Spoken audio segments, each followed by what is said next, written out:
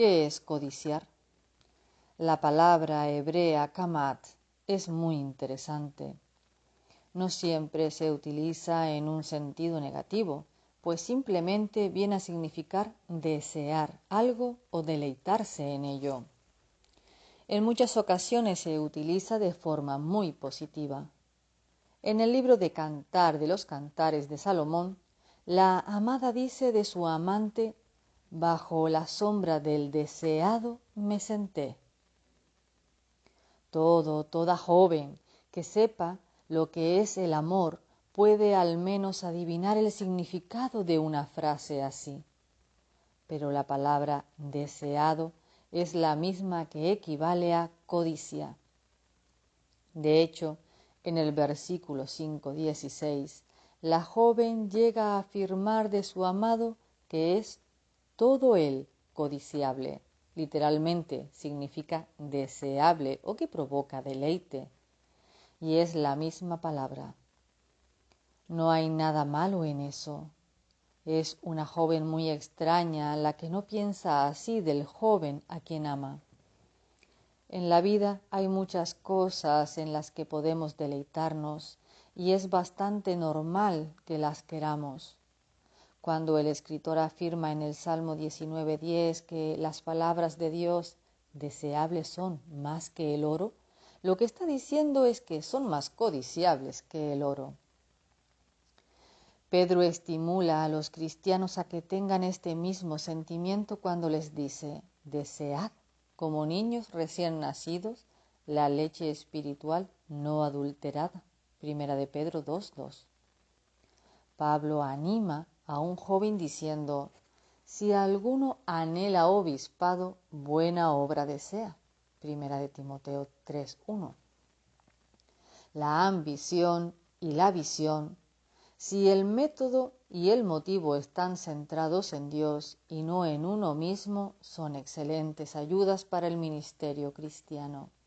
Martin Luther King no estaba equivocado cuando afirmó: tengo un sueño.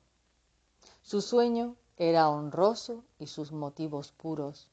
Desear algo y esforzarse por conseguirlo son la marca de la perseverancia cristiana. Cristo ordenó a sus discípulos: buscad primero el reino de Dios y su justicia.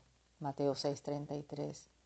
Y Pablo animó a los cristianos en Filipos a extenderse a lo que está delante. Filipenses 3:13. Durante todos esos meses de duro, sacrificado y a veces doloroso entrenamiento, el atleta olímpico estará pensando en el oro. Ese es un anhelo sin el cual ningún atleta terminaría la carrera.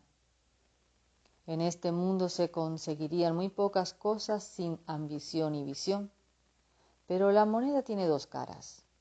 A lo largo de los años, la palabra codicia ha ido tomando una connotación negativa.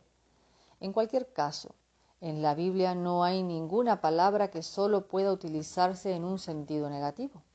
La palabra griega que Pablo usa en Romanos 7:7, cuando cita este mandamiento, es la misma que se utiliza en Hebreos 6:11 para explicar el deseo que debe tener un dirigente cristiano de ver a los convertidos crecer en diligencia. Y en Primera de Pedro 1:12 llega a describir la actitud de los ángeles que anhelan comprender el significado absoluto de las profecías del Antiguo Testamento.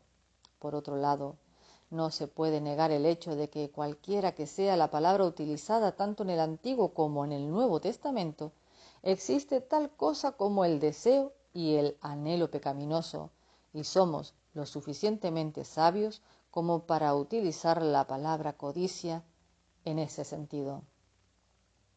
En Proverbios 6:25 se puede leer con referencia a la prostituta: no codicies su hermosura en tu corazón.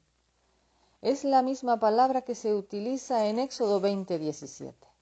El problema es que a veces la línea entre un deseo correcto y una codicia pecaminosa es muy fina. ¿Has leído alguna vez de una guerra que empezara por lo que alguien comió? De hecho, una guerra de gran sufrimiento comenzó por ese mismo motivo. Eva vio que el árbol era bueno para comer y que era agradable a los ojos. Génesis 3:6. Nada de eso tiene por qué ser codicia. Disfrutar de una comida exquisita, de un huerto o una conferencia en la universidad no es pecado. ¿Qué había de malo entonces en la acción de Eva? Primero, su acción era pecaminosa porque Dios había prohibido el fruto. Génesis 2:17. Pero su acción también era pecaminosa porque escuchó la voz de Satanás cuando dijo: seréis como Dios. 3:4. Y ella deseó la sabiduría que la haría como su creador.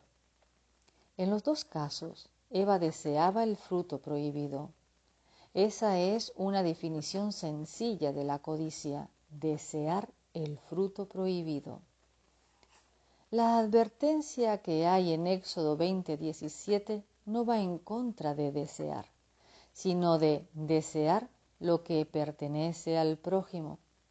Recordemos que nuestro prójimo es cualquier persona que se cruza en nuestro camino y entra a formar parte de nuestro conocimiento. Aquí, en el último mandamiento, Dios cubre las principales áreas de la vida de una persona. No codiciarás la casa de tu prójimo. Eso es una referencia a la seguridad. No codiciarás la mujer de tu prójimo. Eso alude al matrimonio. Quebrantar el séptimo mandamiento implica quebrantar este primero. Desear la relación matrimonial de otra persona. No codiciarás su siervo, puesto que éstos le permiten vivir relajadamente, debe de ser una referencia al ocio. No codiciarás su buey ni su asno. En los tiempos antiguos la riqueza de un hombre se medía por el número de animales que poseía. Cuantas más bestias poseía, mayor era su capacidad para comercial. Es, por tanto, una referencia a la riqueza y la posición social. Dios cubre casi toda nuestra experiencia en la vida: la seguridad, el matrimonio, el ocio, la riqueza, el trabajo y la reputación. No han cambiado muchas cosas en los últimos 3 milenios y medio. En la vida sigue habiendo 5 áreas principales que causan envidia y disputas sociales. El gran problema de nuestro estilo de vida occidental no es lo que no tenemos, es simplemente que los otros tienen más. Generalizando, la división no está entre tener y no tener, sino entre tener y tener más. Nos lavan el cerebro para que queramos más y más. Las agencias mercadotécnicas se gastan millones y millones en convencernos de que necesitamos más de todo. La codicia no consiste necesariamente en querer algo, sino en querer algo más. Cuando Dios llevó a su pueblo a la tierra prometida, no se encontraron vallas publicitarias que ofrecieran los productos de Canaán, sociedad anónima. Dios sabía que la tentación de la codicia muchas veces es más sutil que eso, por lo que dijo: las esculturas de sus dioses quemarás en el fuego.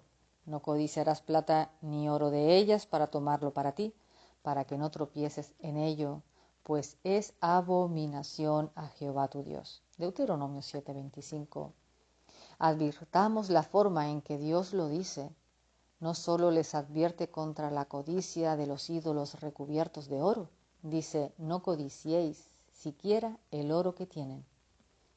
En otras palabras, no es suficiente que Israel tome los ídolos y los queme en el fuego hasta que solo quede el oro y puedan utilizarlo. Dios dice que no se deben codiciar los ídolos ni el oro que los recubre. requería una gran autodisciplina, destruir tanto el oro como la plata que los recubría, y no todos poseían tal disciplina. Un hombre en concreto quebrantó ese mandamiento. Su nombre era Acán. Y lo que hizo está resumido en Josué 7:21. Pues vi entre los despojos un manto babilónico muy bueno, y 200 siclos de plata, y un lingote de oro de peso de 50 siclos, lo cual codicié y tomé. Vi, codicié, tomé. Y por ese motivo murieron Acán y toda su familia. Codiciar es fijar nuestra ambición sobre cosas que son fruto prohibido. Utilizo deliberadamente la palabra fijar. Puede que tengamos que ver algunas cosas porque sencillamente no podemos evitarlo, pero lo peligroso es la segunda mirada. Puede que el fruto prohibido no esté mal en sí mismo, al igual que el oro y la plata no son intrínsecamente malos, pero se convierten en fruto prohibido en el momento en que no debemos tenerlo. Como con todos los mandamientos, hay mucho más que lo que vemos a simple vista. Debemos excavar un poco para hallar las advertencias que Dios nos está dando.